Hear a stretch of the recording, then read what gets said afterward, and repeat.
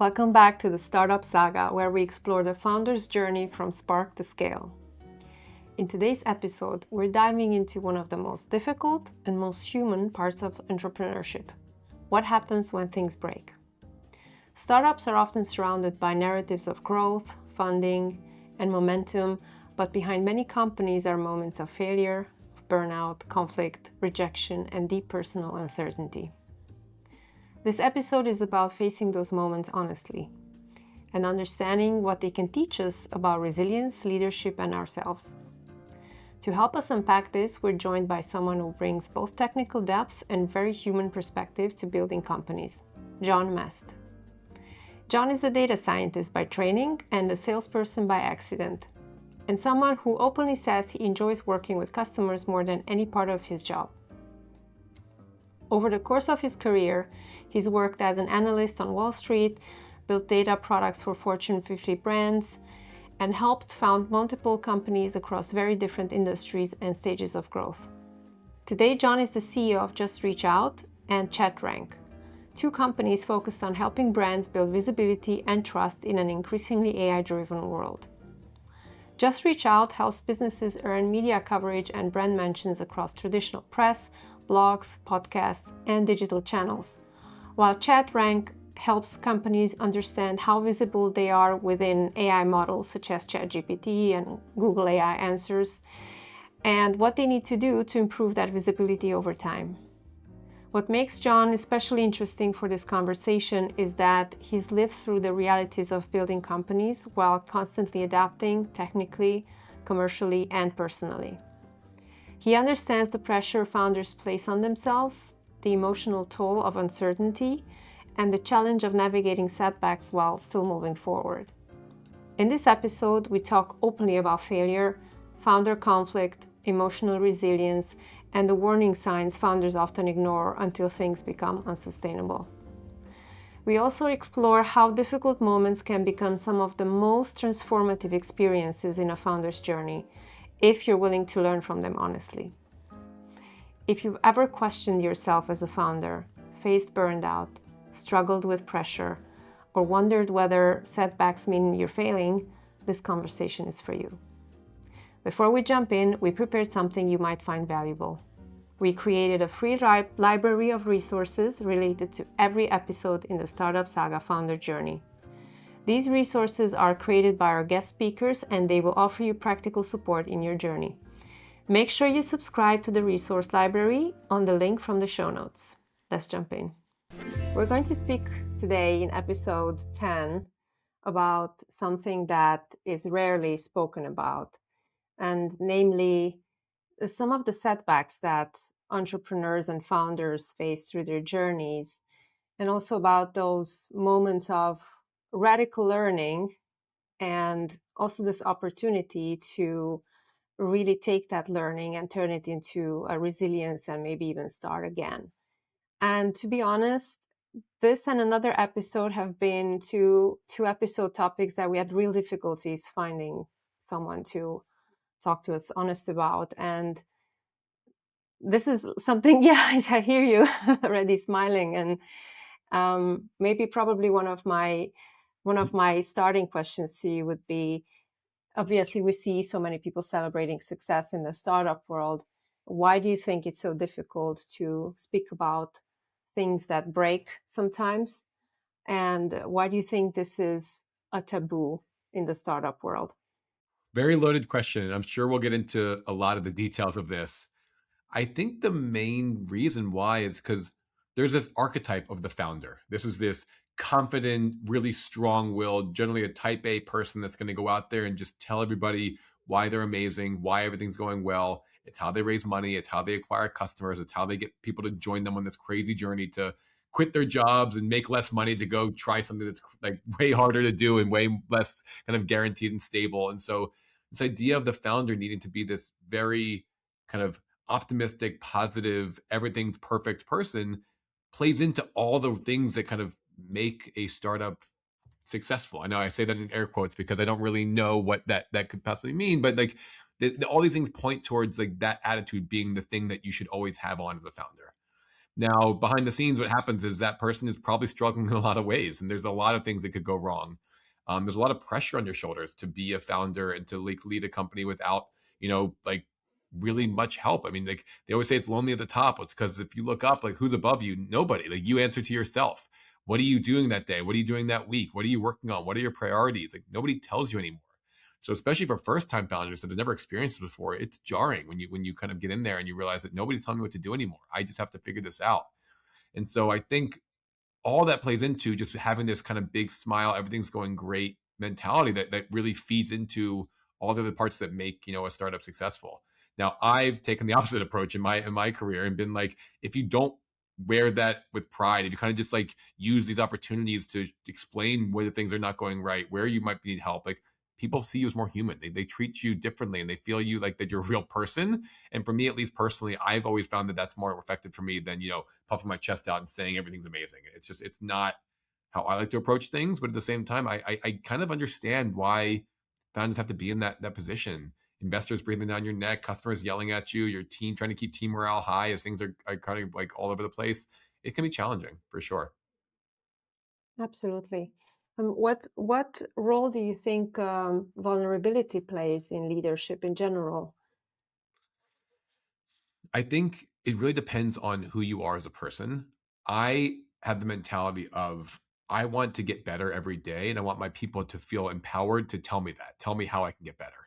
Some people don't like that. Some people want to seem like they're perfect at everything and they kind of feel like they're already really good at everything and that's their persona. And again, I'm not saying there's anything wrong with that.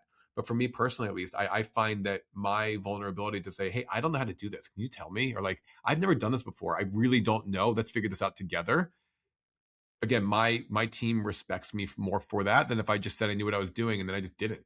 And so whether it's technical with my tech with my engineering team, whether it's go to market wise, whether it's marketing or just how to do my taxes here in the United States, this can be challenging. And so just being honest and open about that, I found to be much more again approachable and much more like real. People respect that about me, at least the people that I work with. And so and if you don't and you want me to be somebody else, then we're probably not going to work well together. And that's just the other side of this as well. Yeah, I think there's a very big task ahead of founders, and that is the art of not knowing and how to deal with the not knowing. Because chances are, when you start a company, you're going to face a lot of these I don't knows, and how you handle them or how you approach them makes a big difference. Um, I guess a lot of people push through simply. And why do you think some people really push through these even emotional or operational red flags instead of just confronting them or asking about them when they occur? Probably some pride, probably just some like, hey, I've always been successful with whatever I do. To actually quit a job that you have or kind of leave whatever you're doing to be a founder, to start something from brand new, especially building 0 to 1, it takes a lot of like emotion and confidence that you can be successful. I mean, as a founder, you're taking a risk. You're leaving a stable position, probably at a job that pays well and does nicely, and like gives you like a paycheck every week without really much thinking about where that paycheck's coming from. To I don't know how I'm going to eat tomorrow. Like I really have to go sell some things and go build a company. And again, whether you raise money or not, it's kind of irrelevant. There is an irrational confidence to I can do this and I can do this really well.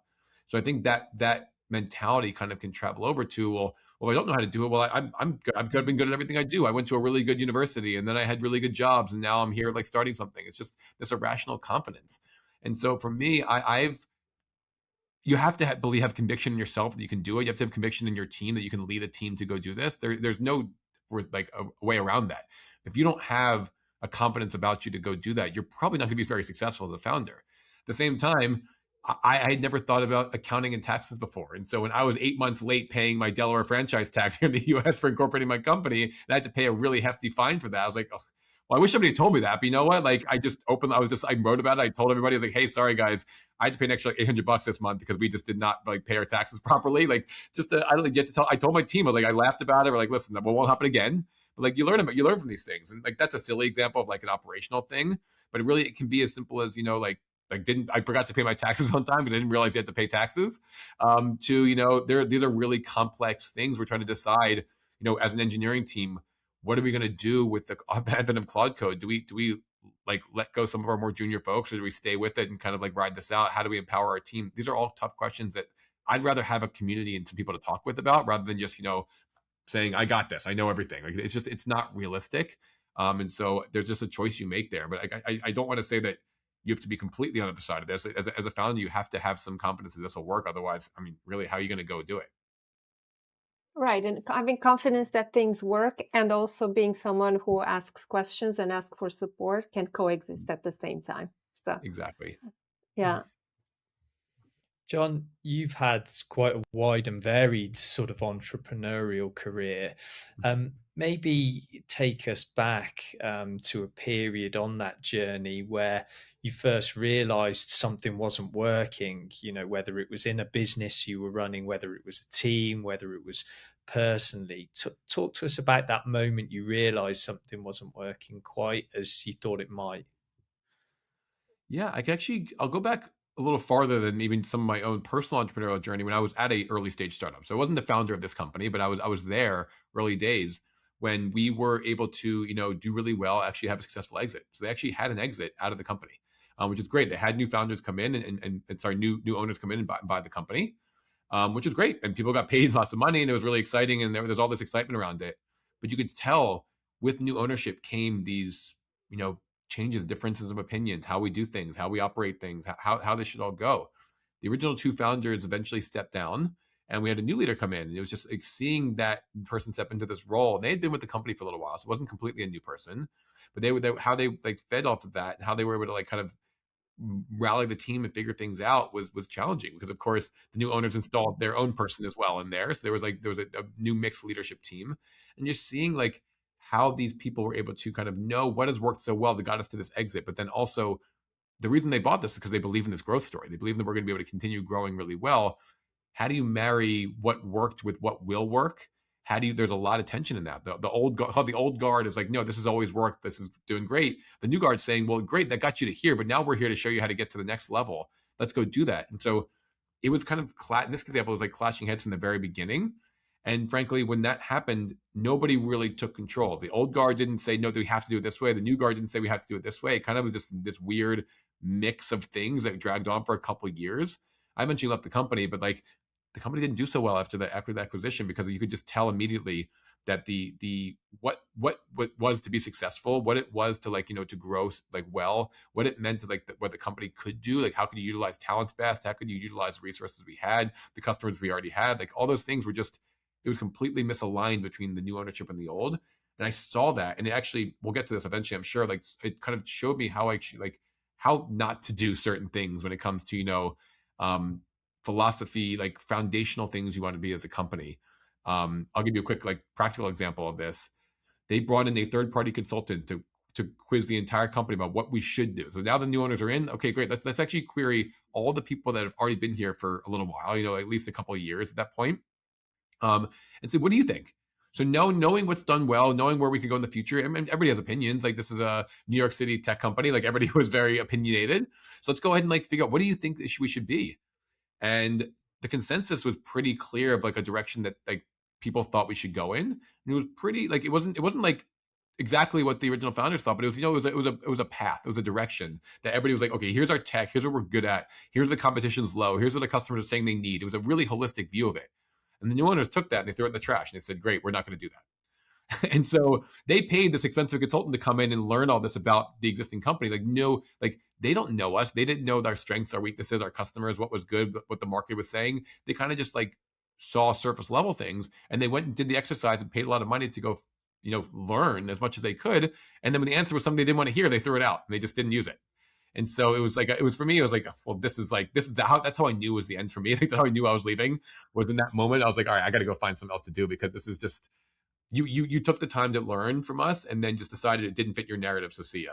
And frankly, like I said, the business didn't do so hot after that. It kind of was on its trajectory down. And then the companies that kind of took the path that we were mentioning has done extremely well. So I'm not going to say that we would have done that too. There would have been a lot of hard work to get there, but our competitors that took that approach actually have done quite well recently. So it's just, you never know. I mean, I guess something like that shapes you as a leader as well in terms of maybe what not to do in the future in many respects. I think we'll What probably hear is this a lot today, but yeah, like just learning what not to do is actually just as valuable as learning what to do in these situations. If you see a bad situation come up, you have to learn from it. If you just let it happen again and again, that's just the worst thing you could possibly do. So if something bad happens, like you didn't pay your taxes, make sure you pay them next year. And like I said, I paid them on time this year. Like if you see something not go well with leadership, then yeah, please like learn from that and make sure you don't do that yourself as a leader one day as well. Sorry, the story you described, I actually lived it, but to an accuracy that is scary. And it's very similar also when companies survey the employees once a year, let's say, and then they flag all the things that should be fixed, and then they just don't do anything. That just upsets people, and it's really not good for leadership, in my opinion. Similar to when you bring someone from the outside, you have something in front of you, something that everybody could be on board with, and then throw it out the window. It's almost worse to ask for opinions and not use them than just not ask at all. To just say I don't care about you is one thing, but then to say I care about you and then just afterwards, after you put some time and thought into something, and then say I actually don't care about you at all, like I feel like that's worse. Yeah. Yeah. Thinking back again to your experience as an entrepreneur, can you think of any moments that you faced where on that entrepreneurial journey you felt a certain pressure shift from, this is hard to, oh, this might fail? And then within that, how did that sort of stress and uncertainty start showing up maybe in your leadership, your relationships, or your decision making? Talk to my wife. It's something, one of those things where I really, really, really tried to not bring that home with me. Let's be honest, but it does. It's almost impossible to leave it at the office or leave it at the door. And so I think any good entrepreneur or founder will tell you this, like, you need a good partner. You need somebody. It doesn't have to be a wife or a spouse. It could be, a friend. It could be a mother or father. It could be anybody. You need a partner, because you go through this journey alone without any support, like beyond the work support, just like the emotional and, just personal support, I find to be nearly impossible. I don't know how, people do it. I know people do it, but I don't really know how that is possible given like the weight of some of these things that are coming on you. And so for me personally, for one of the startup journeys I was on, as I was realizing that it was, it went from going really well to not going as well to, like, I was probably seeing this was probably the end soon. Just being able to understand that, know that, and try to like rationalize it was really hard. It got to a point where my wife was like, listen, we've had this conversation 7 times now this week. We got to just, it's either you take my advice or you stop talking about it. That's it. And so there's certain things, like, you have to just kind of realize that at the end of the day, you have to like own it. And just like you could puff your chest out at the beginning and say, we're going to do amazingly, if it's not going as well, you have to like be able to kind of swallow it a little bit and explain that, this is probably the reality. This is not my personal story, but it's actually one of my current business partner stories. So one of our the new founder of our company, he also had a previous startup just before this one. And for him, it was one of those things where he did raise a bunch of venture capital, had some pilots going, had some things. He like kind of saw what was happening and got to a point where he was like, this isn't working. And he was like, you know what? I could just keep trying and keep trying and keep trying. And again, he'd quit a very, very, very good job at a very good company to do this. He told his whole like life. Everybody that knew him like was like all excited about this like new startup he was running. And eventually he like looked in the mirror and said, like, this is not going to work. Like, even if I like do everything I possibly could, it's not going to work. He calls investors and say, I want to give you more money back. I burned about half of it. I want you to take the other half back. I'm going to let the team know on Monday it's over. And like, he was able to just like, look in the mirror and realize that, and just decide that, like, I could keep fighting this. And I could maybe like scrounge away like a little more money and ask for, and just like keep it going. He's like, why? I can see the writing on the wall. It's not going to happen for me. And telling the team was hard. Like those team members had taken a risk for him. But he did it. He actually returned money back to investors, which never happens. And he was like, listen, I know you want me to succeed, but I'd rather just give you this money back now and just cut your losses, and I think we'll move on. And they respected him for it. There was just something where like, listen, we get it, we understand. And so he did that, and it was challenging and hard, and he like landed on his feet, no problem. But it is like, sometimes it takes that realization to know like this is just not going to work. And actually, it's funny. He mentioned to me saw him last week. We were at a meeting, and he was explaining that one of the other companies that was just in his same position is still going. He's like, and you can just tell they're like, this is 3 years later. Like, they're not happy. Like they're still not going well for them. Like one of their competitors is like, it's still not going well, but they've like still fought through this. He's like, I've moved on and I like, found a good place to be in. This person's still just like fighting this fight that's not going to win. It's like, it's actually, he's like, it's kind of sad. Like I wanted to tell him like, hey, we used to be competitors in this, but you should just quit, just to give up on it. And so sometimes it's just like that hubris or that like that passion just kind of overrides things. It's honestly a lot of times because of, humiliation of having to tell people it didn't work. Yeah, I mean, I think so many founders probably find themselves in that situation at one point or another where, it's just not going to work, but actually making that decision to call it a day or to quit because that's just not in the nature of an entrepreneur necessarily. And Yeah. maybe they have to pivot in a different direction, and that's probably the new way to go. But how do you come to a decision like that? How do you sort of have the strength of character, do you think, to make that type of call and say, do you know what, enough's enough, and then just deal with the consequences? Yeah. Some of it's probably a little bit of, positioning. I've seen founders do the thing where they put a big post out there on LinkedIn or somewhere like professionally and just, or an email or a Substack or a blog or something, and just explain, this didn't work out for this reason or this reason. And, just explain out there why it wasn't going well and just kind of try to control the narrative a little bit. I think that's more just for you than for anybody else. That's not really for anybody but yourself to kind of explain to yourself why it didn't work out. You're almost like justifying it. I think the more healthy scenario is to look and say, okay, I've been trying this for 18 months.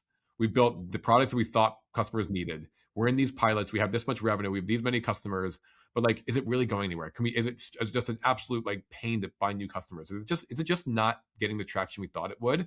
And like, maybe it's just not a business that I want to be doing right now because it just doesn't seem like it's going to work out really well long term. Let's just go like figure that out. That energy, like that realization has to come from the founder, has to come from the entrepreneur that sees it. And the team might be just as delusional as they are about like, no, not wanting them to pull the plug.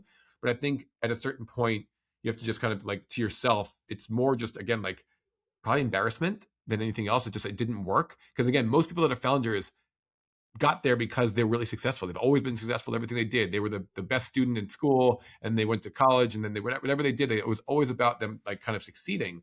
And there's a lot of people, this is their first time ever failing in anything really. And that's challenging and hard. But I think the emotionally strong people realize that, that's just part of the journey. And you know what? It's not like my life is over. I just have to tell my friends that it didn't work. And sorry, I'm now unemployed. I got to find a job. And like, that is challenging. I think the hardest part about the whole thing, though, is if you do have team members that have relied on you for their paycheck and for their like ability to kind of continue on, have to let them know, this is not like going to work out. And so I think the best thing you can do, the kindest thing you can do, is immediately just try to help everybody get jobs. Like I've seen this a few times from founders where they've had to shut down the doors, but they've immediately been like, listen, I don't care about myself. I'm going to do everything I can for the next 3 months to get every one of my team members a new job because I feel bad that their kids are like, they don't have money for this, or they're not going to have a paycheck next week. Like those things are really challenging. So I think that's probably the hardest emotional toll for a founder when you're shutting down is yourself. Yeah, you know what, you bet on that, but it's like your team members that have bet on you is the hardest part, I think, to let go.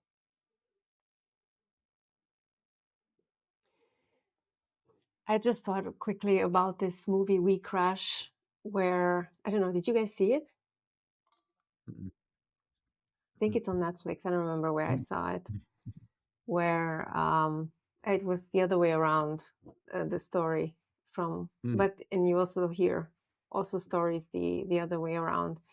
But that's the better scenario, I think, when a founder, even if things break and even if they cannot continue, that they spend time helping recommendations, helping their team members to find, because you might start a new company again and your reputation will continue. So I think not just because of that, but just because of caring of other people as well is so important. I've seen founders go out kicking and screaming and burn bridges they should have never burned just because they were too embarrassed or too scared to like do the right thing. And that's way worse. Like I know people that have done this the wrong way and have just like they're basically blacklisted in Silicon Valley. Like, you're not getting funded again. This is just, you don't do this. This is just not how you treat people. It's not how you act.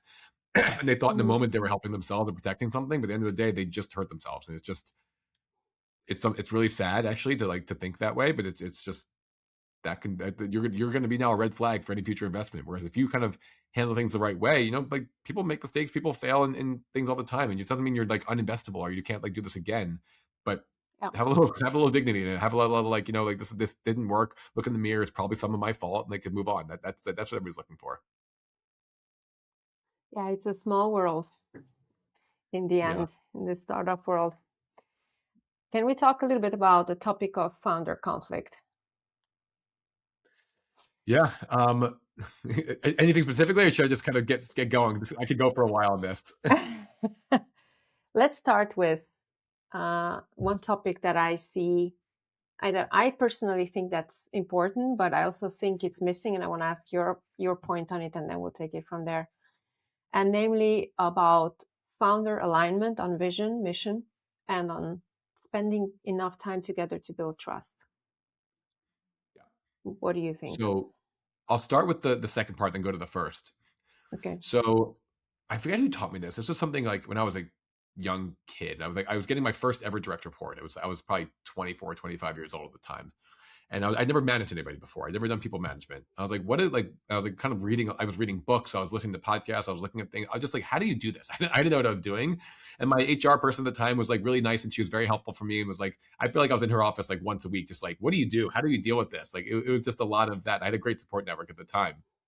But I think the one thing I learned was that, and this is something that I've kept to this day, if I ever have a direct report, or if I'm working for somebody else, if I'm working into like reporting to somebody, in my first day and my first one-on-one with them, whether that's like that morning, that breakfast, whatever it is, I say like I have one rule in business that is just non-breakable. Like it's not like negotiable. Is I will always be honest with you, and I expect that honesty back. That is like the only thing that matters to me. If I am not going to get something done, I'm going to tell you, hey, this is not going to get done. My kid got sick, and I can't do it today. Like, why lie and say that like it'll get done? Then like later that night when it's not done, they just say, well, what happened? Like, oh, I didn't get it done. Like just be honest with me. Tell me. Listen, if you're having a tough day and you just need to go home in the afternoon because you're just like not feeling it today, go home. Don't make up something. Like don't lie to me. Just say it. And so I've always found that like that conversation on day one of a relationship with somebody is so important for like actually getting this to a place where like people can actually trust you and believe in you. And so I still do that with all my teammates today. I do it with my co-founders I work with. And so for us, it's really important to be that like, that foundational trust around like, at least I'm going to be honest with you. You might not like my honesty at the end of the day. You might like feel like this is like, not with the person you want to work with, but I'll always be truthful with you, because if I can't trust that you're telling the truth with me, then there's nothing I can build off of from there. There's absolutely nothing I can do with that. So to me, that is the number one thing that I care about most. And I've ended relationships very quickly. Yeah. I've ended relationships very quickly from that not being true. That is like incredibly hard, and that is like the biggest red flag if somebody just like lies to me. And I don't do that. If I can't have that foundational level of trust with the person that I'm working with, whether it's a direct report, a co-founder, whoever, then like I can't. There's nothing I can do. So that's like the first thing. And yes, of course, over time you'll learn to like trust more, of course, and you can't just like. I mean, probably to a fault blindly trust people in this world. I'm not the kind of person that locks my doors and like does. I just like don't. I like care. I just like, hey, there are good people and bad people. I want to be one of the good people, and that's about it. But there's like some people just take some more time for that. So obviously, do what you need to do to feel good about that relationship and that trust. But that is like that to me is the most important foundational thing you can possibly do. Now, when it comes to like vision and mission, yeah, as a co-founder, you have to be aligned on those things from the very beginning. So if you look at your co-founder and say, listen, I think we're going to spend the next 10 years working on this thing, because I think it's the next big, amazing thing to happen, like you need to both be aligned on that. If one person says, I'm going to spend the next 10 years building this amazing company, and the other person says, I want to build this up for 18 months and flip it and sell it, like you have to know that right away. Like, but neither one of those is the right answer, but you can't be in conflict on that from the very beginning. And so having that conversation early with your founder, preferably before you even incorporate it, before you even start the business, is so important. So that is like something that I've always done with my team members, and when I've started new companies, is just sit down and actually say like, what are we trying to do here? What is our vision for this? What this could be? What's our mission for doing that? And truly like just, I mean, I know that money isn't the answer to everything, but sometimes it just really needs to know like, okay, are you in this for the long haul? Are we trying to do something interesting here? Do you just want to build some cool tech and then like see what happens? Like you need to know that from the beginning. Because if my CTO wants to open source our stuff tomorrow, like that wasn't my plan. Like that would be pretty upsetting if I found that out and then all of a sudden like we're just like what we built, this closed system, is now like going to be open. Like that's not maybe the wrong decision, but it's not what we like agreed on. They're not what we had talked about. So you kind of have to feel that from the very beginning. And so those conversations, I'm happy to talk in more details or specifics about that. But those early conversations with founders are super important to make sure that you're on the same page. One thing I noticed is that founders usually or very frequently think that they're on the same page. And they kind of skip this step, this let's sit down, like really sit down. Maybe it has to be a day, maybe 2 half days, and really talk things through. Maybe getting someone from the outside to walk us through such a, facilitate such a session between us, the founders, because sometimes someone from the outside can spot dynamics or certain topics that you might have not addressed or you think you addressed. What do you think people skip over this step, or what is the reason why they think they know but then don't know in the end, and then you come with these surprises around the corner? I think because it's a really hard conversation to have. Like, people don't want to have the conversation. They think like, oh, I'm this great business person. I found this amazing tech person, and we're going to do this, and we both agree on this idea. Let's go do it. But they don't like this. But then it's awkward to say, okay, well, like, what do you think about like what this is going to be in 3 to 5 years from now? What is your plan? What are your goals in life? What do you want to do? Do you want to have kids soon? Like, these are all things you need to be talking about, and it's something where you can't. It's hard. It's a tough conversation to have, because at the end of that conversation, the answer might be, "Hey, we can't do this," and Mm-hmm. so like this isn't working, and people are afraid of that outcome, so they don't have the conversation. And to me, that's like the worst thing you can possibly do. You need to talk about those things before, so you know that. Like I hate to bring up another terrible example, but like if you get married to somebody, you don't agree on whether you want to have kids or not, like, and all of a sudden one wants a kid, one doesn't, you're going to get divorced, and you wasted a lot of money and things that didn't should have been discussed ahead of time. Well, being like going to become co-founders with somebody, like founding a company, is sort of like a marriage. Like you need to have these tough conversations well before you sign any documents and incorporate a business. Like that is like something you need to get ahead of, because it gets way messier and way more expensive and way more lawyers afterwards. And so like there's no reason to do that to yourself. Just have those conversations early. And I think the people that are comfortable in those kind of, because it can get awkward for sure. It can get, definitely, it's a little weird, but like knowing that ahead of time is good. And I've actually had a founder that I co-founded that I was going to work with, and we actually decided to not work together because we realized that our skills were too the same, and we were going to be splitting up a company that, like, frankly, we like he should have just found a different person than work with me on it. And we talked it out ahead of time, and I was like, you know what, this really sucks, because I would love to work on this with you, but you're right, our skills are too complementary. You need a more like different, like a more distribution. This is a marketing and distribution thing. And he was like, you need to go find that person. Like, I'll just step back. And so what we didn't end up doing together, he worked with somebody else, and like, it was very successful. I'm kind of bummed about it. Like, I wish I had been part of it, but at least we figured that out ahead of time. We didn't just, do the thing where then both of us would have been miserable afterwards, because, like, we weren't getting what we needed. We would have had to then split up our equity even more with somebody else. And then what's the point? Like, why would we do that? And we ended up staying friends, and it was totally fine. But that is just something Mm-hmm. where you have to like have that conversation early and be comfortable enough to make the decision. You know what? Let's just not do this.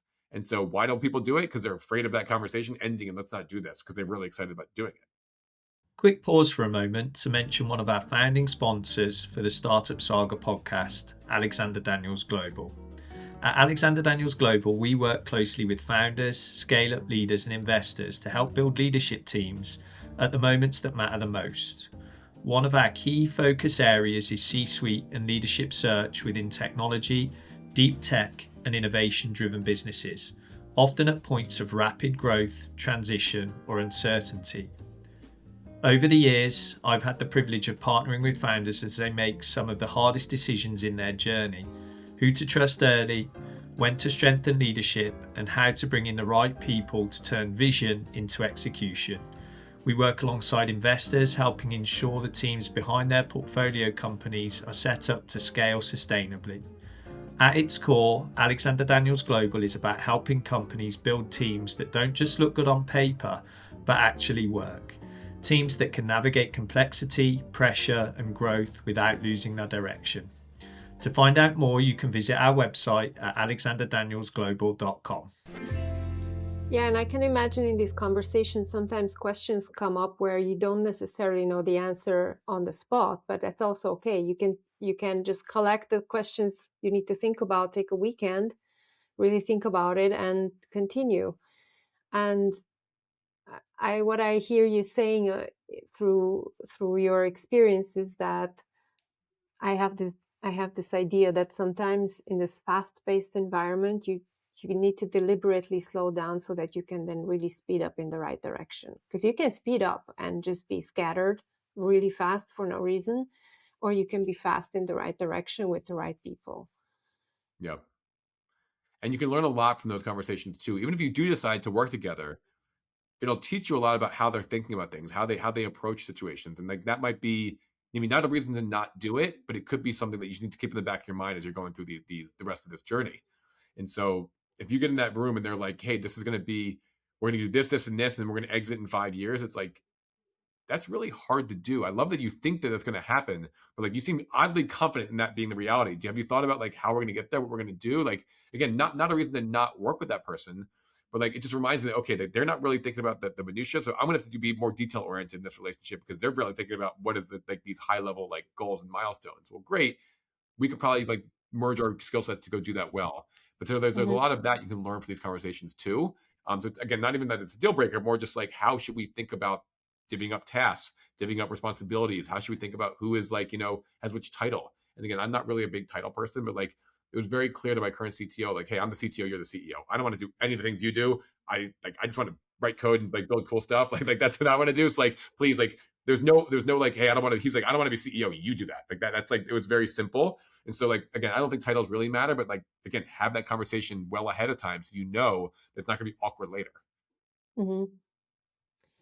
What would you say are early signs of a dysfunctional founder dynamic? I can speak from experience in this one, unfortunately, but so it goes back to my core tenets of what I told you about before, which is if you don't have the trust in somebody, that's really, really hard. And so if I say like, this, like I've done it before where I said like, my number one thing, all I care about more than anything else is just trust and honesty. Like, I'm always gonna be honest with you. You might not like what I say, and that's okay. Like, I'd rather just say it out loud and be honest with you than to not say it. I'm a very like say it out my like say it outward thing there. And so I don't know. People say I'm like an asshole for it. People say like I don't know. You're from New York or Philly. You're like a northeastern U.S. guy. You just say how you feel. But I'd rather just say it out loud and be honest than to not. And so I got in a situation where a founder said something to me, and then later on, just like a couple weeks later, just said, "Oh yeah, like that was just not true. Basically I lied." And I was like, "Well, this is really hard. Like that's like a really hard thing to hear. That we're like at the early start of this relationship, and you're already just like feeling very comfortable lying to me with a straight face, and me believing you because I didn't know you were lying to me. I assumed you were being truthful because we talked about that. And so that's like a really hard thing to just kind of swallow. And I've made the mistake of like believing these kinds of people will not lie again and will be honest and straightforward with me. And it's just it's burned me enough times now that I have some core things that I don't budge on. And again, one of them is just being open and honest about everything instead of just trying to bury things or hide things. It's just never going to be healthy. It's never going to work. What else do you think is a sign? I mean, lack of trust, that's can mean also different, right, to different people. Yeah. I think I what think you also mentioned is the not willingness to have the conversations that are about clarity or about, finding out what is actually our direction or our mission or our vision, or having the difficult conversation that is necessary to be had in order that you pour water in the glass again or head into the right direction or you take the right decisions or whatever. Yeah, I think another part of that is just early on, everybody's doing a little bit of everything. So everybody's building product, everybody's doing sales, everybody's doing a little bit of everything. But it is important to kind of delineate who's doing what, especially because I know founding teams are, they're usually teams. Like a solo founder is challenging. I mean, YC still won't accept solo founders. They require you to have a team. Like there's certain like things here where just you need to have people to rely on and work with. And so sometimes at the very beginning, we'll be like, well, okay, here's how we'll divvy up the work. Usually if it's a software product or like a technical product, okay, the technical person kind of knows his or her role. Like that's pretty easy. But then, for everybody else, it's like, well, what are we doing? How are we working on these things? What are we going after? How are we going to like complement each other in here? And if one person's just not pulling their weight, just not doing the things they would kind of agreed to or said they would, that's really hard because like, then again, it's not mistrust, but it's just like lack of accountability and lack of, getting things done. Again, like I said, a lot of times when people are founders, especially if you're a first-time founder, nobody's telling you what to do on a day to day. So all of a sudden you can get like 3 weeks later and you haven't done the thing you said you would do. And it's like that's hard because your team, your everything's moving so fast. Your co-founders are relying on you. And so those early days of just even when you're ideating, when you're trying to figure out what the business could be, when you're even before you even say this is what we're doing, just those early days can be very telling with, are people carrying their weight? Are they actually doing what they say they're going to do? Those things are really important for just making sure that that this is going to work. I know certain founders will like swear by these personality tests or like these different I know Google has a couple of them. There's all these different like tests you can do with your co-founders to see like where people's skills are, what they're good at, what they're not good at. So at least we can be honest about those things. I found them to be helpful. Like they are. I'm not saying they're not. They are helpful. They're usually like a lot of very expensive, so I don't really always like end up using them.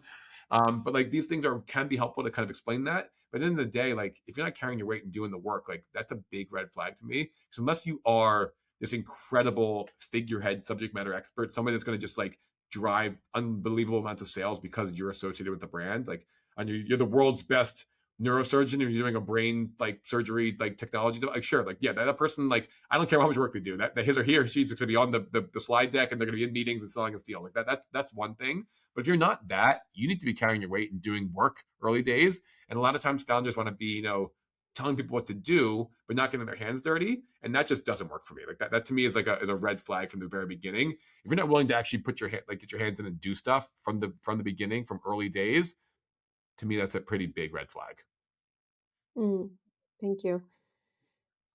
If there was ever a time for you when you hit, let's say, an emotional wall with a founder conflict, how did that turn into a radical learning or into resilience for you?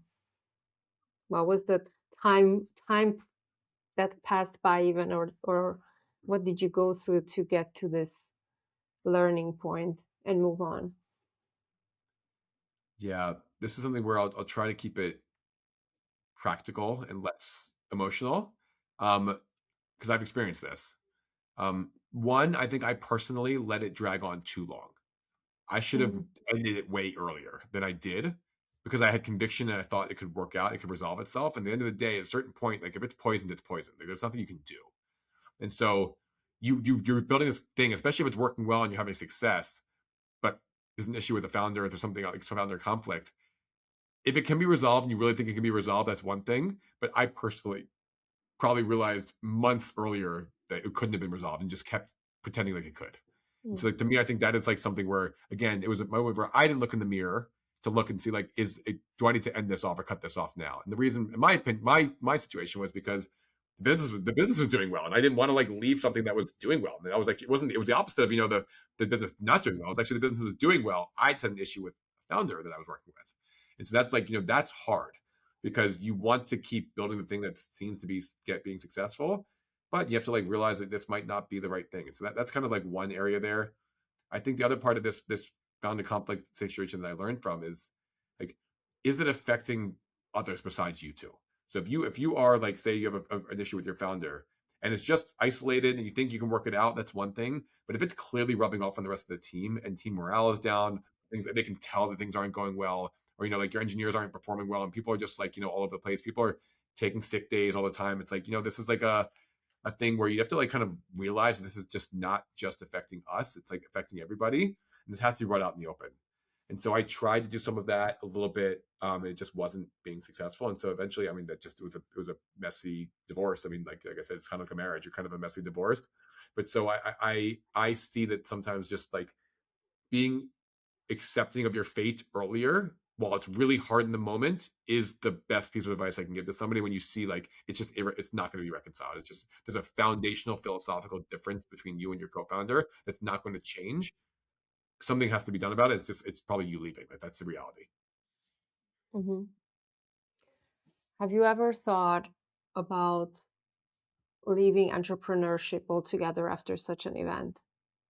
Oh yeah. After that example, I immediately called. I worked at a data and analytics company for a while, and so I had a good mentor and friend of mine that had left to go to Snowflake, and Snowflake was on a trajectory up and up and up at the time. This was years ago, and I called him. I was like, Steven, like, do you have a job for me? He's like, oh yeah, like I've headcount opening like a couple months. It's yours if you want it. Just like come on in. Like you can take it. And I was like, oh man, good pay, cushy job, good benefits.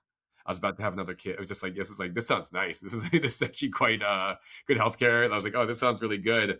And then I like thought about it more, and I was just like, as stupid as it sounds, the messy breakup made me even more hungry to do it again, but like the right way without a messy breakup.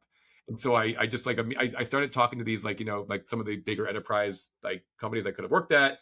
Started interviewing. I was just like I did a couple of interviews. I was like I'm would I be okay with this? Yes. Like I could totally get in this roll and coast for like a year or two to just like reset a little bit. And should I have done that? Probably. I mean, I probably should have done that, to be honest. It was probably the smarter like health move. Like I don't know. I'm not exactly prioritizing health these days, but there's like at the time I probably should have done that and just like exited for a minute. But my drive to like win was so high. I was like, no, F that. Like I'm not doing that. I'm going to go do something different. Now I'm going to do it my way this time. I'm going to find people I trust. I'm going to build something in a space I know that I can like really rely on. So I now work with people that I've worked with in the past, know and trust, like truly like are people that are looking out for me or in my foxhole. And that's it. Like I'm not taking risks again on red flag founders. Like I'm like, I've decided now, at least for the foreseeable future, like I'm going to work with people I know and trust, because that's just how I feel like I can be most successful these days. But did I think about it? Absolutely. Interesting stuff. I mean, I think that point about working with people that you know and trust in the early phases of founding a company is important. And if you can bring in those trusted people, that scaling process can happen a lot quicker. But there does come a point where you have to kind of go beyond that to truly sort of scale, if that's the ambition. And that's not to say all businesses have that ambition. Some can be very successful entrepreneurs without having to have a massive company, especially in the market that we operate in today, where AI can support us in so many ways. But thinking back to either that previous example that you just talked about, or another from your experience, when the company was struggling, what was harder for you? Was it the operational reality or the emotional weight that attached to it? I think it was the emotional weight.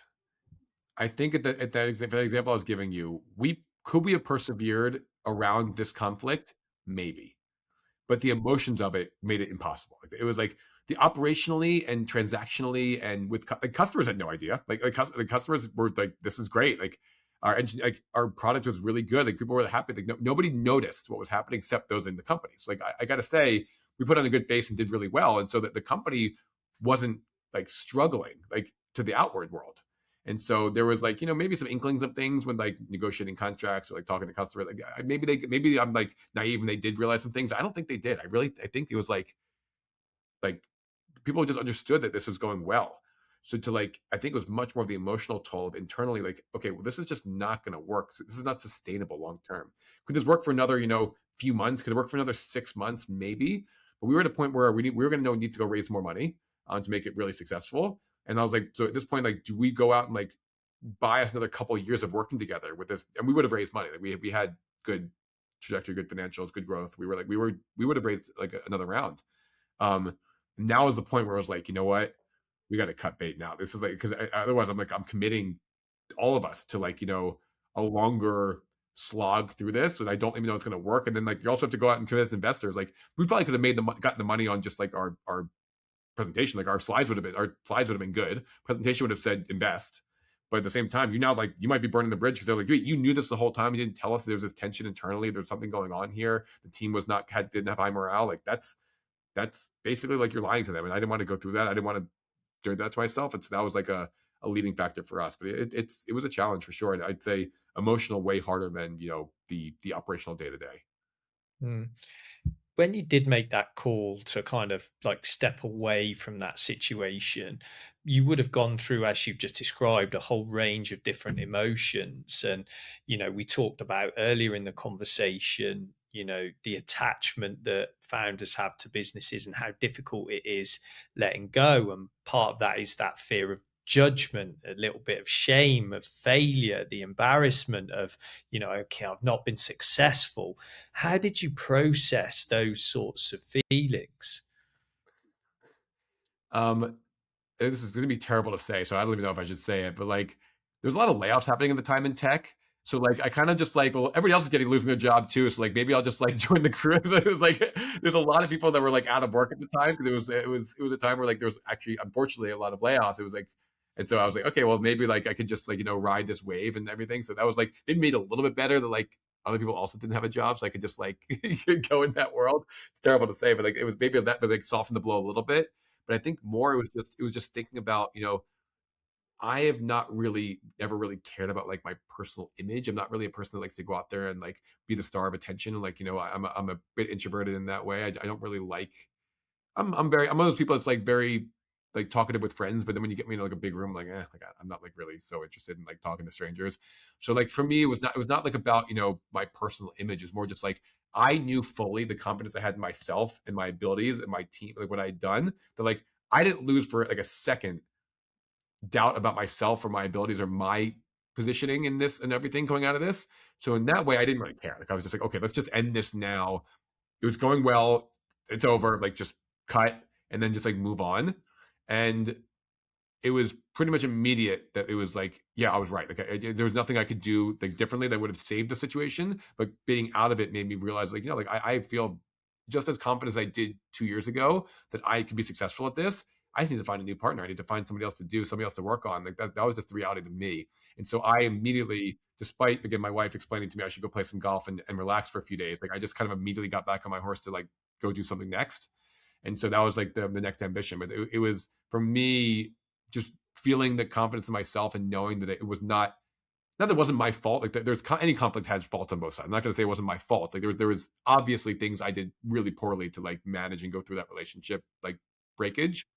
But at the same time, I knew core down, like deep down, like the business was working well. Like I know I can run a good business. I know I can operate well. That was like the part that I kind of hung my hat on. And so I got again like started with a new group of partners, worked on some things, and it's been much more not so relaxing. Nothing about entrepreneurship is relaxing. It's just much more like less stressful in that way that I don't feel any emotional toll or weirdness working with my team now. It's a nice thing to not have to think about.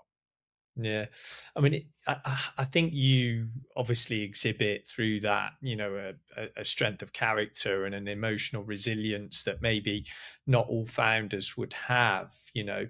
Is there any sort of advice, either habits, routines, you support systems that helped you in the past develop that sort of resilience that other founders could maybe draw upon? I mean, everybody's different in this way. For me, when I get stressed out and I'm like in these situations where I'm working hard, there's a lot of stress. At the time, I had a young infant at home, and like it was just like a family. Growing a family and being an entrepreneur, just crazy. Like it's just don't do it. It's just crazy. But like for me at least, like exercise was big for me. Just I usually in these moments like kind of sacrifice exercise, and for me, I get the most endorphins from going for a long run or like working out or doing something like that. So for me, it was just a lot of being outdoors, getting some exercise, and just letting my like body heal a little bit, like physically heal, sleep well, do all those things. That's like I think the most important thing you can do. I'm coming out of any like breakup really. It's just to kind of realize that the world is not over. You're gonna be okay, and just like whatever that is to make you happier, like go do that. If it means go to a pottery place and go do like create some like pottery, if it means like do some art, if it means make music, if it means go for a run, like whatever that is, just clear your mind and get that right again. Get yourself feeling like, oh, I'm a valuable person. I'm good at these things. I can do whatever. Like, and just be that person. At that moment, it was actually really nice. Like I said, my son was under a year old at that time. I just got to spend a lot more time with my kid. I just got to spend pretty much every day with my like, at the time I think it was 6 months old. Like that was just for me amazing. I mean, we had an au pair living with us, which was great. So I didn't have to like change every diaper, but I changed a lot of diapers. It was just really nice to just be there with my son. And so for me, it was just like that release and that stress of, okay, like that's behind me. How can I just move forward a little bit? For me, it was exercise and just like being with my kids and being with my family. But for every others, it might be different things. I know somebody else that she just really went into and got into her art again. Those are things you can be doing. Just take your mind off of work. Now, of course, I didn't do that fully. I took very little time, like truly off before I started, looking for what's next. To my wife's dismay, she wanted me to just take more time to just relax, but it was okay. Like I'm not that kind of person. So don't feel like you have to just like turn off and just become a hermit for 6 months. You can go like take a breath, get yourself back on track, and then just absolutely like like if you're motivated, and again, most founders and entrepreneurs are motivated in this way. Like go figure out how to win the next one. Like just it's okay. How has your definition of success changed after having all of these experiences in your founder journey? I think for me, I've never been like the one that constantly wants to be on the cover of Forbes magazine. Like I don't care about like being a billionaire, like being like Elon Musk. Like, that has never been my success, my version of success. For me, success has always been like obviously like financial comfort is great. Like I'd love to just have some comfort in that. That's really nice. But other than that, it's really just like there's just ways to just feel happy and fulfilled. And for me, that comes through family, comes through relationships and friends, and just knowing that that is like what matters to me. So being there for my parents, my siblings, my kids, my wife, like that matters to me really a lot. And for me, like success is about, just being happy and excited to wake up every day and go do something. Like I could never be a stay-at-home dad or like a not work, not because I don't like think it's totally fine to do it. It's just for me, like I need like I will not do well. I will be a really grumpy, horrible person if I don't have like something to wake up to like that I enjoy every day. And for me, it's just like my version of success is finding something that can pay my bills and give me like fulfillment and like excitement and something to strive for and drive for every single day.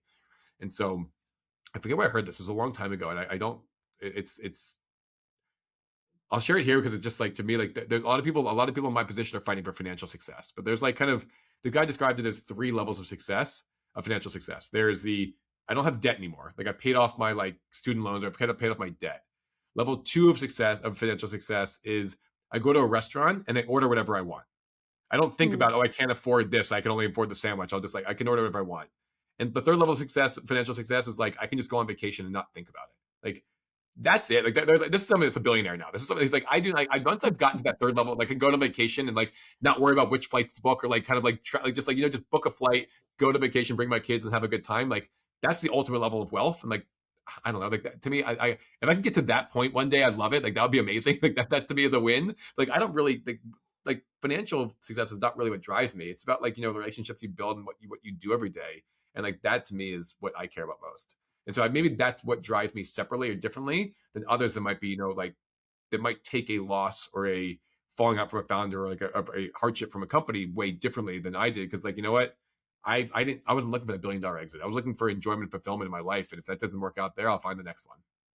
Hmm. I think I listened to a podcast with Emma Gray. Do you know her? She just released a book and she's the CEO of Skims. No, I know who she is, but I didn't read her book. Yeah.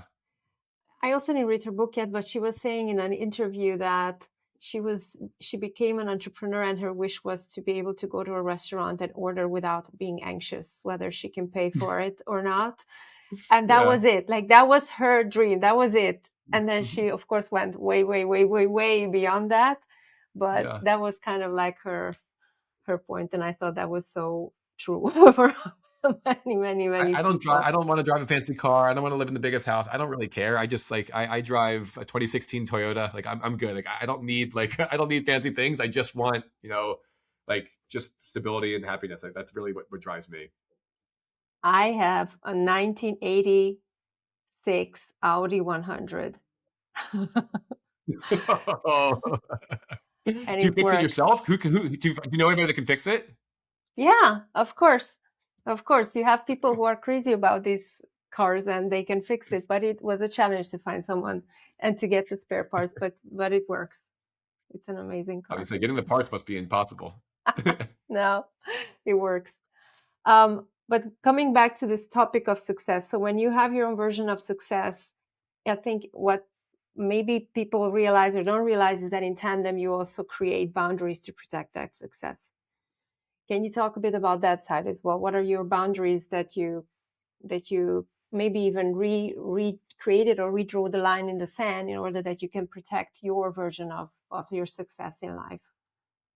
I think the most important boundary I drew was just right now, I'm only working with people that I've worked with in the past and know and trust. Like that is to me like the new boundary I've drawn. Now, I don't think that's forever. I'm happy to, be introduced to somebody and meet new people and like work with others. I'm not just like in a closed system where I'm not going to like work with anybody else, but I like my team right now. And I think it's because it's funny enough, like my other co-founder had also recently been burned by a founder conflict. And so it was a large robotics company, very, very high profile. He was brought in to run engineering for this very big robotics company. He just had a horrible falling out with the founder, who was a hardware guy. And he's like, didn't like really understand why software mattered. And he's like, well, like this, you can't just build new robots without having the software behind them to do it. And it was just a huge misalignment of incentives, what they cared about. This was a company that raised hundreds of millions of dollars, like a big company. And so he also had just recently like left a very high profile position in a high profile startup, and was just like sitting on it. Like that's how like we almost bonded over like that miss by like others that like kind of misunderstood what we cared about. Like we didn't care about the fame and the glory. We cared about like building cool things. It was different. And so for me, like that new boundary I've drawn is just working with people I like and trust. And two is, I think for me, I have worked with some amazing people in my career. I've worked with unbelievable engineers, unbelievable go-to-market people, marketing, product, etc. And I just want to work with people that like either I know or they know that have referred to me, like, or just like people that I can like really like understand and learn from. And so to me, like, we're always looking for hustlers. We're looking for people that know how to like go do things, go do it well, not looking for like, like not coming in saying I want this title with this pay. It's like, no, how do I help? Like those are the kind of people we're looking for. And so I've drawn my boundary around like just making sure that those are the people that we bring into our team that are there to like, really be hungry and like help and do things because it's fun, not because they want like, some title or some pay amount or whatever. Like obviously we pay them and give them a title, but like, I want them to come in with the motivation to build and to grow, not to just, show up looking for a job. Yeah, and I think for everybody who's listening is also a good food for thought is what are your boundaries and how are you protecting your version of success in general, that it comes with boundaries. Yeah. Yeah. And mental too. Like if you can trust the people you're working with, there's one fewer thing you have to think about every day about like, do I have to wake up today and think about, is this person lying to me, or am I like, can I trust this person? It's like, no, that's already taken care of. Now it's just like, what are my tasks for the day? What customers am I selling to? What are we doing today? Yeah, I agree. That's so important. Do you think the whole startup ecosystem, I mean, better probably the one in the US, right? We're here in Europe. But do you think the whole ecosystem should become more healthier in a sense how they talk about this topic of challenges, of failure, of burnout, even of dealing with extreme pressure while building something? It's a really interesting question that I don't have a great answer for. I know I can't really speak to how it is in Europe. I know here in the States, it is a little different depending on where you are. So for example, Silicon Valley specifically, like I was in San Francisco last week, we're meeting with customers. The vibe there is very different.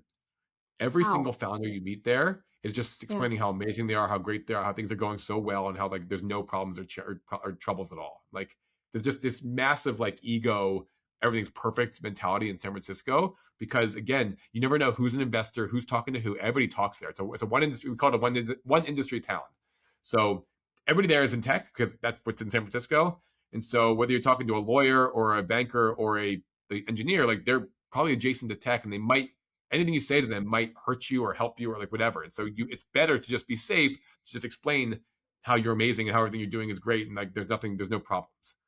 Whereas like I actually met with one of a friend there that I've become friendly with, who was a founder there. And I was like, he was talking to me. I was like, he's like, how's it going? I was like, well, Chatrank's doing great, but like, here's our problems. Here's where we're having issues. Here's like, where there are things are like, we're really struggling to like do this thing. And he's like, it was almost like he was like, wait, what? Like people talk about these things. Like people are actually open about, what's not going on with your business. I was like, yeah, like, what do you like? Sure. Like, I mean, we bootstrap this. We don't have investors to like, that might be like listening in on this, I guess. So like, that's maybe a little different, but it was just like, so reassuring for him to hear from somebody not from San Francisco to come in there and talk to him and just be like, oh, like, you don't have to like pretend like everything's perfect. Just like, tell me what's wrong. I'm happy to, maybe we can problem solve some things right now. And so I think like that's a very like Silicon Valley, San Francisco thing that I think is probably different than everywhere else. I think, at least being in New York for a long time, I'm now down in St. Pete, Florida most of the time, but I'm in New York a lot as well because my partners are there. Just being like in New York, it was much more like, which therapist are you using? Like everybody's going to therapy. It's a matter of like who are you talking to, and you have the same one. Like it's almost like a joke. There's a band I like called LTD Sound System. And James Murphy, he's the lead man there. He always joked like it wasn't a joke. Like if you wanted to see a therapist in New York, you had to see his therapist because they need to make sure that everything was aligned to whatever. It's like a very big joke about like, if you're, it's a band, it's not a tech company, but like, they all saw the same therapist. It's just like, I don't know. I think it's a little more open and honest in other places. New York is just much more blunt and maybe cruel in that way. But so I think like there's a little bit of posturing in all this, but I think overall it's become a lot more healthy to just talk about these things. Now, I don't love the go on LinkedIn and talk about openly about challenges for the purpose of clicks and likes and like getting business out of it. I see it; it's pretty transactional. Like sometimes I see it, I'm like, wow, that's like feels very not real. And sometimes you see it and you're like, oh no, that feels real. That feels very relatable and very real. I'm not trying to say you Yeah. can't go on social media and post this stuff or do things like that. But like also people take advantage of it. They like kind of put it out there and then like very clearly like they'll write this like heartfelt thing about like where the struggles and then at the bottom like put a bunch of hashtags and like click here for a demo. It's like, come on guys, like we're not like we see past this. And so I don't know. It's a weird space to be in, but I think overall it's gotten a lot better than it probably was in the past. You know what's interesting what you said about Silicon Valley, because I even heard a lot of VCs say that they appreciate founders who are self-aware and that they can point out areas where they actually are maybe not their strengths, or where they need support, or where they need to hire someone to do things, or they need some topics, they need to figure out some topics because they just got stuck at some point, which is totally normal for the founder journey. So yeah, to always project that everything is fine is probably might be missing out even on opportunities, I can imagine. I mean, I think a European perspective on that is certainly true, where, you know, a European VC would much rather have that kind of unfiltered, honest reflection of a founder than maybe the one that you described in Silicon Valley. But I think that's maybe where there's a difference between the two ecosystems and what sells and what doesn't sell within those Yeah. markets. I Um, also think it's very specific too. I've worked a lot. I was in London a lot in the UK a lot for work, and so I go to like London, Oxford for like clients back in the day, and like I've learned now, but you can't read a Brit for anything. I have no idea what's going on. They're just blank face. I got nothing. And you go to Germany, and they tell you everything. They're exactly like there's no filter. This is exactly how I feel at this moment. So it's like it's very cultural as well. I've worked with a lot of European companies, and like yeah, I still don't know what a Brit's thinking when I talk to them. They're just stone faced. But like, and then you get the Germans and like some others that just like it's just here's what's going on. So I don't know. It's very specific, culture specific as well. I feel like it's very interesting. Definitely. Well, we're coming close to the end now. So these final few questions should be quick fire. So short answers, hopefully. If a founder's listening right now, Jon, and they feel trapped, exhausted, or ashamed because things aren't working, what would you want them to hear? I think what you need to like look in the mirror and tell yourself, I'm not alone. I'm not the only person on earth right now having an issue, a struggling company, a founder conflict, whatever. Like there's so many people out there. Don't be afraid to bring it up to a friend, a close confidant, a mentor, like talk it out loud and just realize that you're not alone. A support network is really good, but just feel like you're empowered to do whatever decision makes the most sense for you. If you want to power through it, listen, power through it. If you want to not power through it, just kind of like call it, like that's fine too.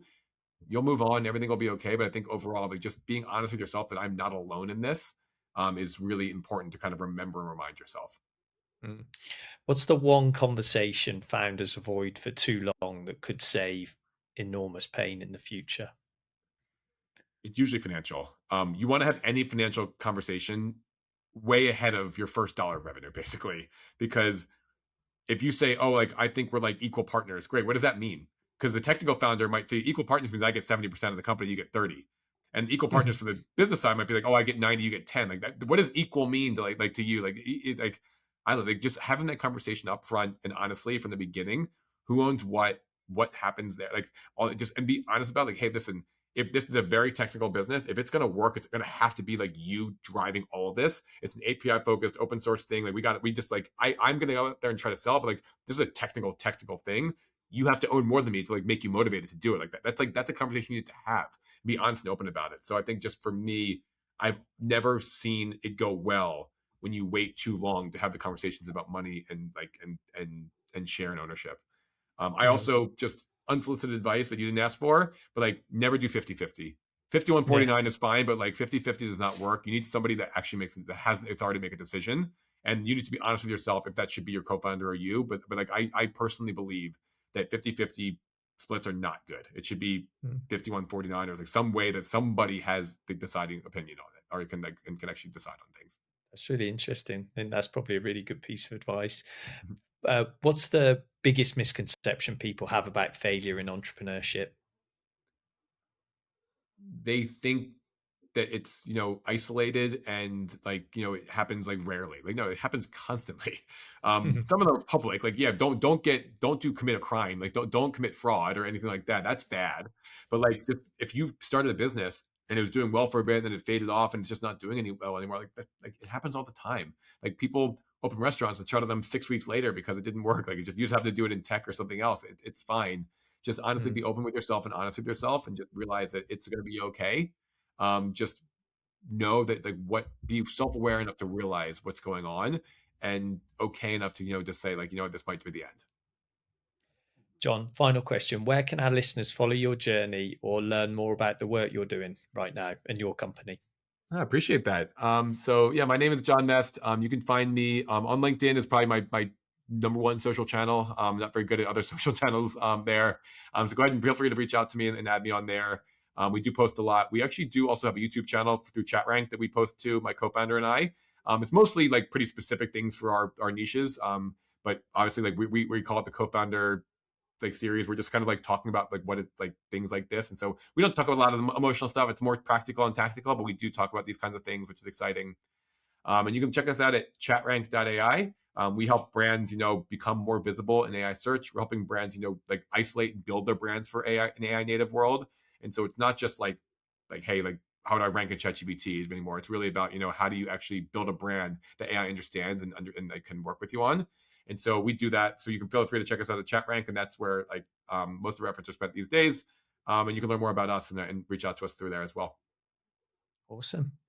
Thank you, Jon. Really appreciate you joining us today. I think there's a load of really great insights there, some difficult conversations, some difficult challenges that you faced on your entrepreneurial journey, and many that I think other people will be facing right now. So we really hope they take something from this and can learn from your own experiences. I hope my months of agony helped somebody else out there to have not have that. So they hopefully, if I did nothing else, I gave you some of my pain to you. So you should be able to get away from that. Brilliant. Thank I'm you. sure it's super valuable. I'm sure, 100%. Thank you so Thank you much, so much. Jon. It was a pleasure.